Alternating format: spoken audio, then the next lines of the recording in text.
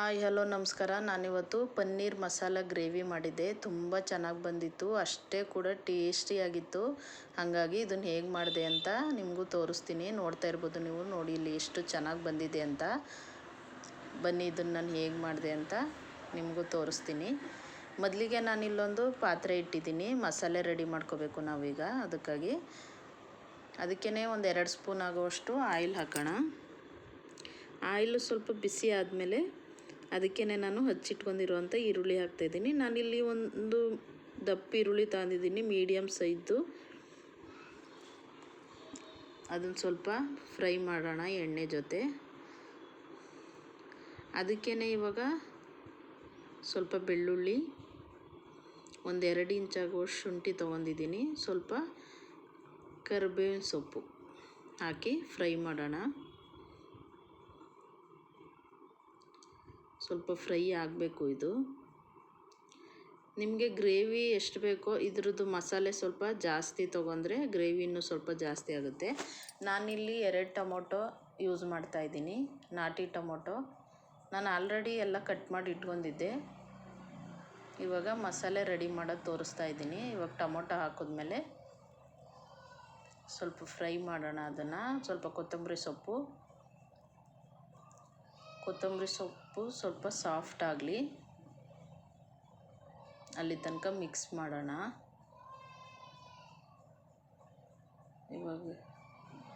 ಇವಾಗ ಇದಕ್ಕೆ ನಾನು ಸ್ವಲ್ಪ ಎಳ್ಳು ಹಾಕ್ತಾಯಿದ್ದೀನಿ.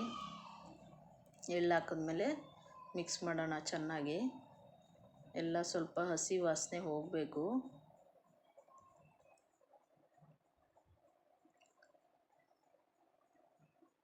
ಇವಾಗ ಇದು ಸ್ವಲ್ಪ ಫ್ರೈ ಆಗಿದೆ. ಇದು ಇಷ್ಟಾದರೆ ಸಾಕು. ಒಂದು 5-10 ನಿಮಿಷ ಫ್ರೈ ಮಾಡಿದ್ದೀನಿ ನಾನು ಇದನ್ನು. ಇವಾಗ ಇದಾಗಿದೆ.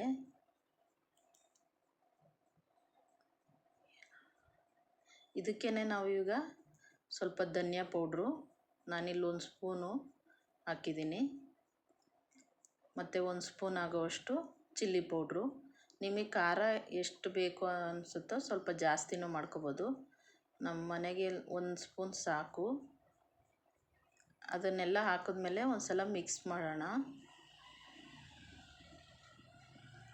ಇವಾಗ ಇದಾಗಿದೆ. ಇದು ಪಕ್ಕಕ್ಕೆ ಇಡೋಣ, ಸ್ವಲ್ಪ ತಣ್ಣಗಾಗಲಿ, ಆಮೇಲೆ ರುಬ್ಬೋಣ. ಈಗ ಇನ್ನೊಂದು ಪ್ಯಾನ್ ಇಟ್ಟಿದ್ದೀನಿ ನಾನು.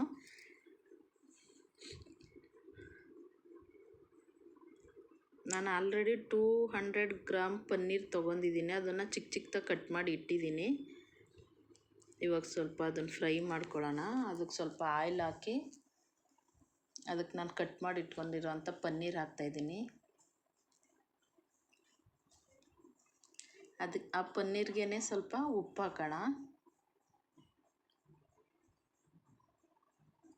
ಒಂದು ಸ್ವಲ್ಪ ಅರಿಶಿನ ಪುಡಿ ಹಾಕಿ ಮಿಕ್ಸ್ ಮಾಡೋಣ.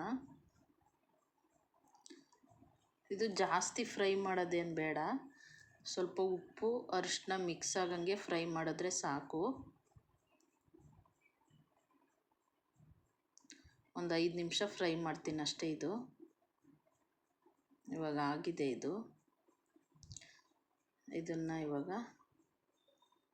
ಪಕ್ಕಕ್ಕೆ ಇಡೋಣ. ಇದನ್ನು ಒಂದು ಪ್ಲೇಟ್ಗೆ ಹಾಕಿ ನಾನಿವಾಗ ಅವಾಗೇ ರೆಡಿ ಮಾಡಿ ತಣ್ಣಗಾಗಕ್ಕೆ ಇಟ್ಟಿದ್ದೆ ಮಸಾಲೆ. ಅದನ್ನು ಇವಾಗ ನಾನು ಮಿಕ್ಸಿ ಜಾರ್ಗೆ ಹಾಕ್ತಾಯಿದ್ದೀನಿ. ಇದನ್ನು ಇವಾಗ ರುಬ್ಬೋಣ ನಾವು.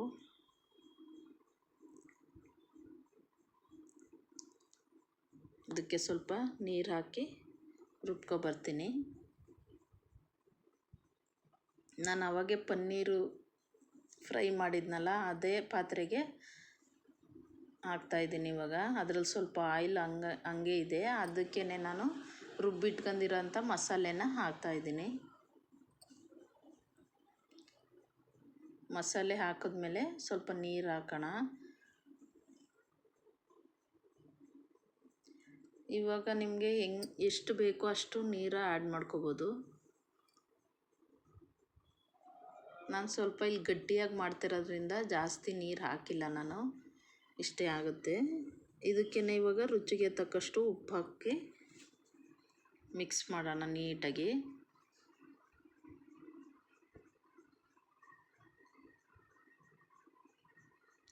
ಇದೆಲ್ಲನೂ ನೀಟಾಗಿ ಮಿಕ್ಸ್ ಮಾಡಿದ್ಮೇಲೆ ಒಂದು 5 ನಿಮಿಷ ಕುದಿಸೋಣ. ಇವಾಗ ಇದು ಕುದೀತಾ ಇದೆ, ಇದಾಗಿದೆ ಇವಾಗ. ಮೊದಲೇ ನಾವು ಮಸಾಲೆ ಎಲ್ಲ ಹುರಿದಿರೋದ್ರಿಂದ ಜಾಸ್ತಿ ಹೊತ್ತು ಬೇಯಿಸ್ಬೇಕಾಗೇನಿಲ್ಲ ಇದು. ಇವಾಗ ಇದಕ್ಕೆ ನಾವು ರೆಡಿ ಮಾಡಿ ಇಟ್ಕೊಂಡಿರೋಂಥ ಪನ್ನೀರ್ ಹಾಕೋಣ. ಇದಕ್ಕೆ ಬಟಾಣಿ ಬೇಕಾದರೂ ನೀವು ಸೇರಿಸ್ಕೋಬೋದು. ನಾನಿಲ್ಲೇನೂ ಹಾಕಿಲ್ಲ, ಬರೀ ಪನ್ನೀರ್ ಮಾತ್ರ ಹಾಕಿದ್ದೀನಿ.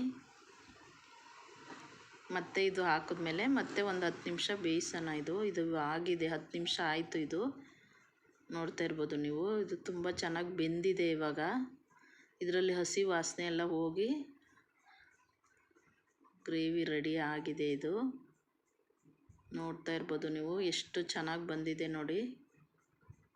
ಇವಾಗ ಇದನ್ನು ಗ್ಯಾಸ್ ಆಫ್ ಮಾಡಿ ನಾನು ಪಕ್ಕಕ್ಕೆ ಇಟ್ಟಿದ್ದೀನಿ. ನೋಡ್ತಾ ಇರ್ಬೋದು ಎಷ್ಟು ಚೆನ್ನಾಗಿ ಬಂದಿದೆ ನೋಡಿ. ನಾನು ಇದನ್ನು ಪೂರಿ ಜೊತೆ ಮಾಡಿದ್ದೆ. ನೀವು ಪೂರಿ, ಚಪಾತಿ, ರೊಟ್ಟಿ, ಅನ್ನದ ಜೊತೆನೂ ಚೆನ್ನಾಗಿರುತ್ತೆ. ಒಂದು ಸಲ ಮಾಡಿ ನೋಡಿ ಹೇಗಿತ್ತು ಅಂತ ತಿಳಿಸಿ ನನಗೂ. Thank you.